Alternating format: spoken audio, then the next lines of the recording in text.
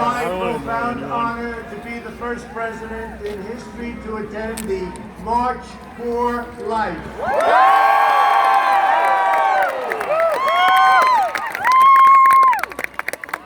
We're here for a very simple reason, to defend the right of every child, born and unborn, to fulfill their God-given potential. 47 years, Americans of all backgrounds have traveled from across the country to stand for life. And today, as President of the United States, I am truly proud to stand with you.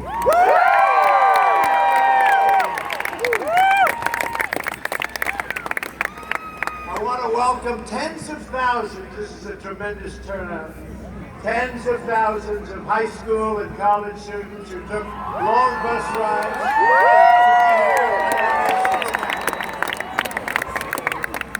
And to make you feel even better, there are tens of thousands of people outside who didn't pass on the way in. If anybody would like to give up their spot, we can work that out. We have a tremendous group of people outside, thousands and thousands wanting to get in. This is some great success. Young people, save New York! March for Life. And it's your generation that is making America the pro-family, pro-life nation. Our movement is led by strong women, amazing faith leaders, and brave students who carry on the legacy of pioneers before us, who fought to raise the conscience of our nation and uphold the rights of our citizens. You embrace mothers with care and compassion. You are powered by prayer and motivated by pure, unselfish love. You're grateful, and we are so grateful. These are incredible people, to be joined by Secretary Alex Azar and Kellyanne Conway.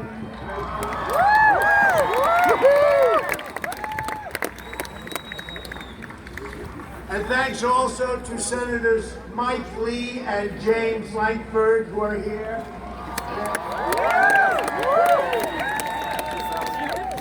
And Representatives Steve Scalise Chris Smith, Ralph Abraham, Warren Davidson, Bob Latta, John Joyce, Lloyd Smucker, Brian Fitzpatrick, and Brad Winstrom. Thank you all. We have many more politicians in the audience, but if you don't mind, I won't introduce them all. All of us here today understand an eternal truth. Every child is a precious and sacred gift from God.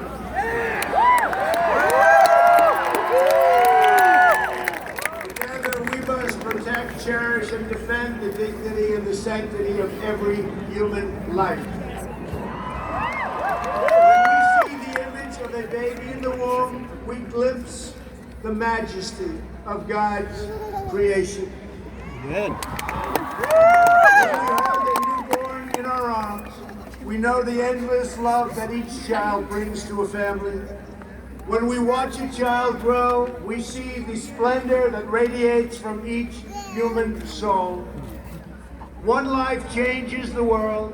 From my family, and I can tell you I send love, and I send great love. And from the first day in office, I've taken a historic action to support America's families and to protect the unborn.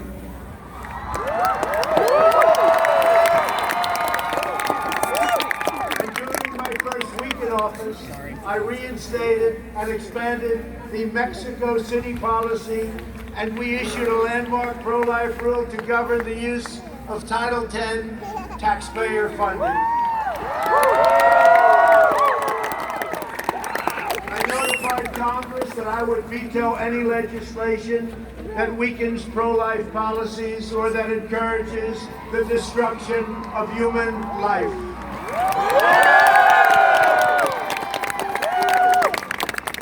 At the United Nations, I made clear that global bureaucrats have no business attacking the sovereignty of nations that protect innocent life.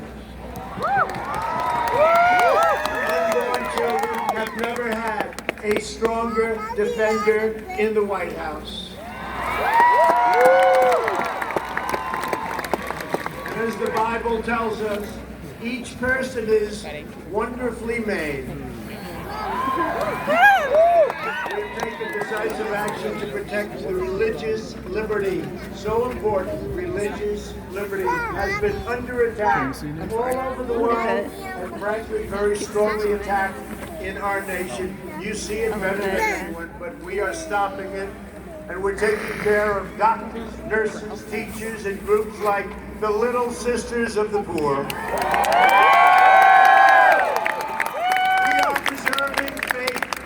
Adoption. And to uphold our founding documents, we have confirmed 187 federal judges who apply the Constitution as written, including 2 phenomenal Supreme Court justices, and Brett Kavanaugh. Pro-life students' right to free speech on college campuses. If universities want federal taxpayer dollars, then they must uphold your First Amendment right to speak your mind, and if they don't, they pay a very big financial penalty, which they will not be willing to pay. Stop internet censorship!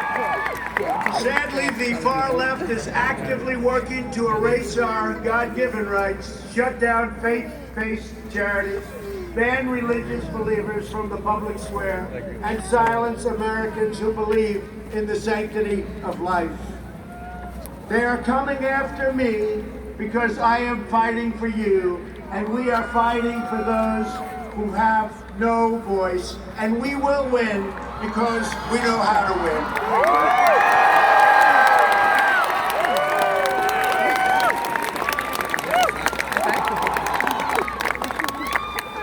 We all know how to win. We all know how to win. You've been winning for a long time. You've been winning for a long time. You got a half smile. Together we are the voice for the voiceless. When it comes to abortion, Democrats, and you know this, you've seen what's happened, Democrats have embraced the most radical and extreme positions taken and seen in this country for years and decades, and you can even say for centuries. Nearly every top Democrat in Congress now supports taxpayer-funded abortion all the way up until the moment of birth. Last year, lawmakers in New York cheered with delight upon the passage of legislation that would allow a baby to be ripped from the mother's womb right up until delivery. Then we had the case of the Democrat governor in the state of Virginia, the Commonwealth of Virginia.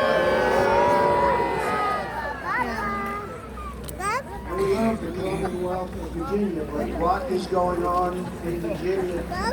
What is going on? The governor stated that he would execute a baby after birth. You remember that?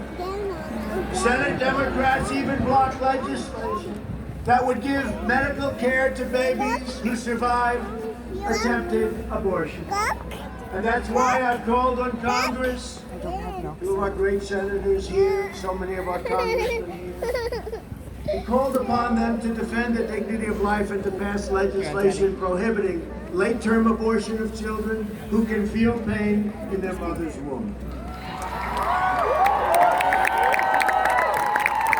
This year, the March for Life is celebrating the 100th anniversary of the 19th Amendment, which forever enshrined women's rights to vote in the United States and given by the United States Constitution.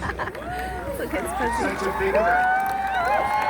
Today, millions of extraordinary women across America are using the power of their votes to fight for the right and all of their rights as given in the Declaration of Independence. Literally just petting you. The right to life. Sorry. To all the women here today, your devotion and your leadership uplifts our entire nation, and we thank you for that. The tens of thousands of Americans gathered today not only stand for life, it's really here that they stand for it so proudly together. And I want to thank everybody for that. You stand for life each and every day. You provide housing, education, jobs, and medical care to the women that you serve. You find loving families for children in need of a forever home.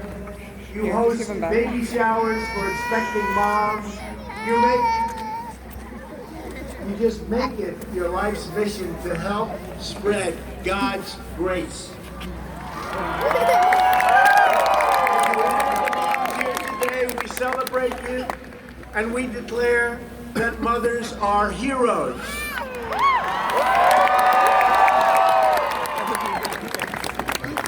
Your strength, devotion, and drive is what powers our nation.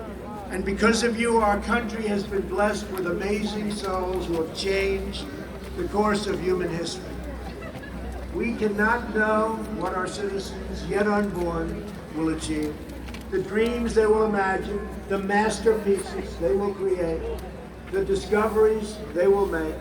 But we know this: every life brings love into this world. Every child brings joy to the family. Every person is worth protecting. And above all, we know that every human soul is divine and every human life, born and unborn, is made in the holy image of Almighty God.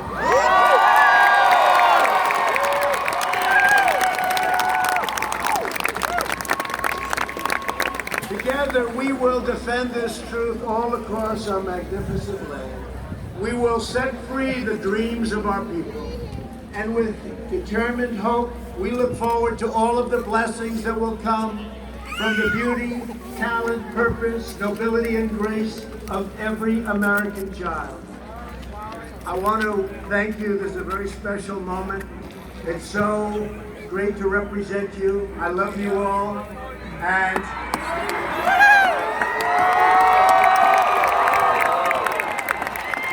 I'm going to say with true passion, thank you, God bless you, and God bless America. Thank you all. USA!